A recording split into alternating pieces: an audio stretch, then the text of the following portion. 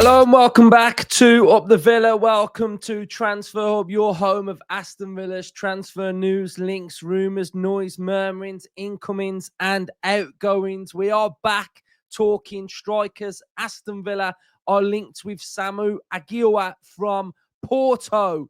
This is a big one and a absolute massive rumour, link, and a very, very top young striker that is linked with a move for Aston Villa. Now, we did the one this morning about Watkins and Nicholas Jackson, but I imagine Samu Aghehowa to Aston Villa will have a different feel and a different excitement of player potentially joining Aston Villa. So we'll get into the rumour, we'll get into the profile, we'll have a look at all the news and noise that we need to around this one as well. So let's get stuck into it then. So this is coming from a Bola report that Porto rushed to pay the extra amount because Aston Villa are sniffing round again. It's claimed multiple clubs are keen, including a few from the Premier League, especially Aston Villa. Unai Emery is said to be well aware of the 21-year-old Spaniard's progress, and Aston Villa interest is thought to be conditioned on an Ollie Watkins exit. According to Bola, Porto won 80 million, with it stated 70 million would be a starting point. Samu scored 27 goals for Porto last season in 45 matches. Now, just like the article suggests, it hangs around Ollie Watkins' future. But if he was to leave, for me personally, this is the type of profile and striker that I think we should be all over, and someone that would really excite me coming into Aston Villa. Now, I really love Watkins. I'm just going to put that out there straight away. But if he is to leave, then this is the type of one that I would like. I already said this morning that I wasn't really feeling Jackson that much. It's too like for me.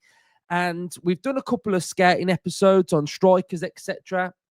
And I've already mentioned previously about the type of striker that I would like to see come into Aston Villa if Watkins is to leave. I think Aston Villa should be in the market for a striker that is just that different type of profile now. More of a Samu build, powerful, physical, drops deep, links up play, is a finisher, but a powerful finisher, a powerhouse.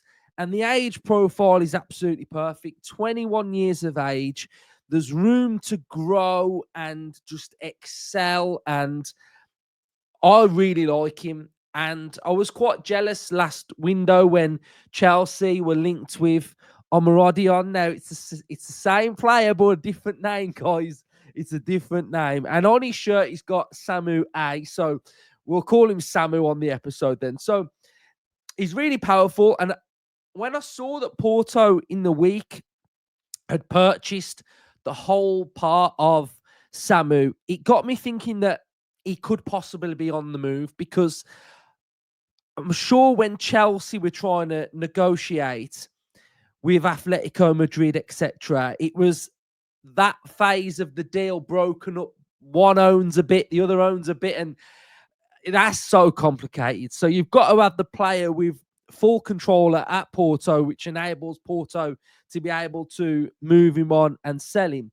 So I've done a little bit of digging about his actual wages. So we've got, he's on 31.346 thousand per week. So 31,000 a week, which doesn't seem a lot, does it? But I've had to look at Porto's wage structure, and I don't know whether I've already got it on the screen. Yeah, I think I've got it on here now. So I've had a little look at their wage structure, and their highest paid player is on 40 grand a week.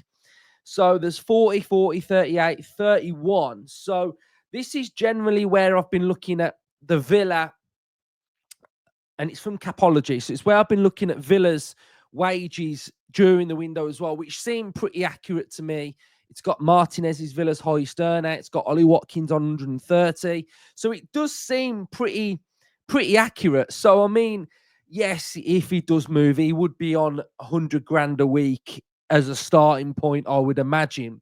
So that in turn still allows us to offer a less wage than what Ollie Watkins would be on. So his market value here, we've got is on 50, market value is 50 million, but he has got a release clause of 100 million as well, which it doesn't seem like Porto are going to get anywhere near that. Their starting point, like the article suggests, would be at 70 to get talking. So that is the same fee as what we were talking about earlier on when we were saying Jackson for 70. I'd rather pay 70 for Samu. I think that would make a lot more sense for me. So I just feel he's a highly regarded striker in Europe. He's making appearances now for the Spanish national side as well. So we'll have a little look at some of his numbers then from last season. If we go to the league so we can see what he was actually doing in the league last season. So he had a SOFA score rating of 7.18. He had some really good form coming towards the end of the season. We can see that his heat map is predominantly in that 18-yard box as well, which very important. He's a finisher. He played 30 games, started 23, scored 19 goals. He got a goal frequency of 1 every 119 minutes. He got 3 assists. If we have a look at some of his duels, he's got 42% total duels, 36 ground duels, 51% aerials, which is pretty high. He played a couple of appearances at the Club World Cup as well. But I think the interesting thing to note, guys, are some of these numbers which are top bracket for a striker. So he's in the top 6% of strikers for goals per 90. He's in the top 5% of strikers for goals and assists. He's in the top 7% for penalties. And he's in the top 17% for aerial percentage won. So that's important in itself.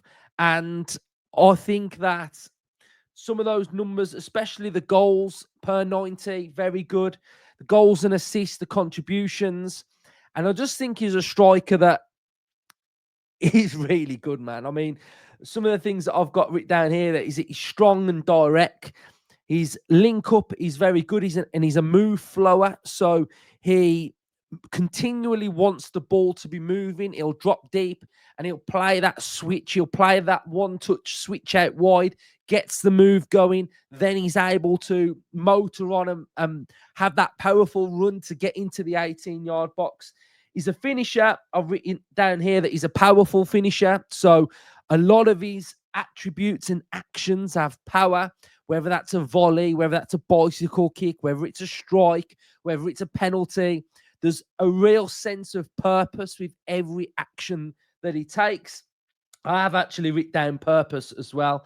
I've written that he's a run timer, so he times his run really well, and he knows when to go, when not to go, peel off. He knows when to get in front of an attacking player as well. He drops deep and he can run out wide. So you'll often see him running out wide into an area, just being really powerful, whether that's pressing a fullback or pressing a centre-back. So I'm really excited by this link. I think it's a top bracket player and a player that, like I said earlier, Jackson doesn't excite me, but Samu does. That rumour there really does excite me. Whether it's achievable, attainable, the reports are saying that we are in for him. There's 2 outlets now that are saying that we are in for him. We're linked. We are admiring him. So if we have a little look at some of his numbers as well for the Spanish side, so he's played 2 times, no goals, and he's played at the under-21s 11 times, under-19s 5 times, and he's predominantly a striker. Market value 50 million there, so that kind of, I think that is his value. I think he is worth around that 50, and they're going to try and get as much as they can. But, you know, you pay a premium, don't you? You pay top money for strikers. So if Watkins moves on, then this is the type of striker that I would be all over. Not Jackson, Samu, because you've got years of growth. You've got a powerful player. And I just think that really suits the way that we play as well. And that's when I was talking about earlier.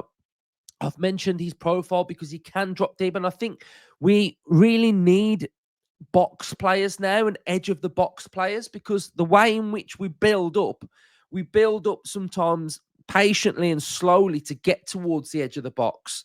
So when you get there, you need a striker that's going to run across, but you also need someone that can drop, can touch, can lay off, can pop off stuff, and just create stuff from the edge of the box as well. So I think this profile really suits Aston Villa, and if there is something in this, then we've got to be all over it. And as the article says, Unai Emery really rates him, and yeah, I don't think spending necessarily is that much of a problem for Villa. It's the wages aspect of things. So we are very firm on our valuations of players. So it's just one to keep an eye on. Like if someone comes in and signs Watkins, then this is the type of striker that we should all be all over. Right. So, Villa fans, let me know your thoughts on how you're feeling. Do you like the rumour? Does it excite you? What's your vibe? What do you like about Samu? And I just think, well, he's Spanish, isn't he? So, of course, Emery likes him. Hold on. One thing we do need to check. Is he left-footed or right-footed? Because if he's Spanish and left-footed, then this is a definite for... Oh, no, he's right-footed, guys. So he's Spanish and right-footed. So if he was left-footed, I'm going to say Emery's all in. But right-footed, 6'4", strong, powerful.